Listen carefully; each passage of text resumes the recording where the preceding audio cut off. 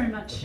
Really appreciated your analysis, and it's sort of good to hear somebody start to talk in public about the radicalisation of the right and what that really means for us in Australia in the short and medium and long term. Yeah. I'm interested in the visits of the business community more broadly.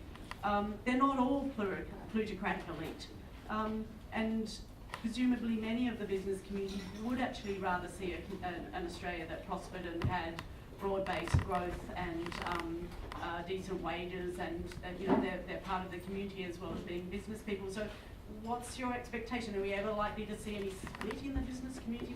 Are we likely to see any voice coming from other parts of business to support the sorts of policies that Labor have in place? Sadly, no.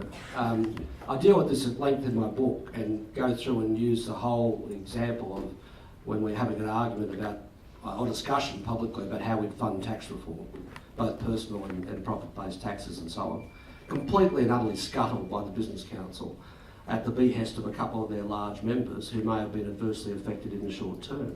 So I'm pretty pessimistic about that, but you're right, there are plenty of good people out there in corporate Australia. But unfortunately, we're seeing almost cartel, crony capitalist behaviour out of some of the very big players. And you've got to think about the Australian economy a bit like this, and it goes some way towards explaining the context of that remark.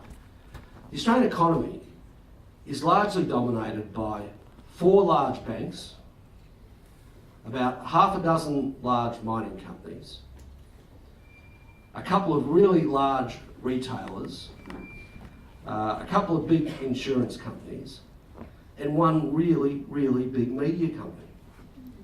Now, when a group of them decide that they want something, they have a lot of clout. And I think what really happens is that many other people just get locked out, or they just decide that it's not particularly judicious to take that on. And I think that's been exacerbated by sort of trends that I spoke about before as well.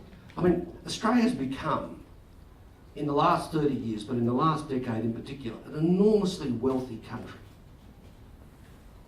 And with that, we've had a concentration at the top, and there's been some people who've done really well.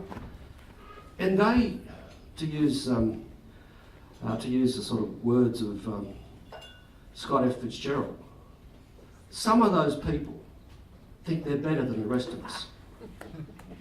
I don't know if anyone's read Scott F. Fitzgerald on this question, but some of them are, I mean, there are some people I know who are enormously wealthy, I have enormous respect of, and I call them my friends.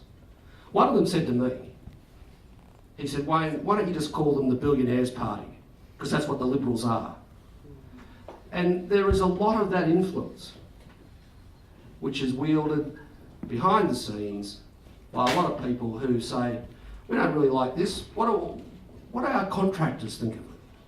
Maybe they should have the same opinion that we have." So there's a lot of that going on.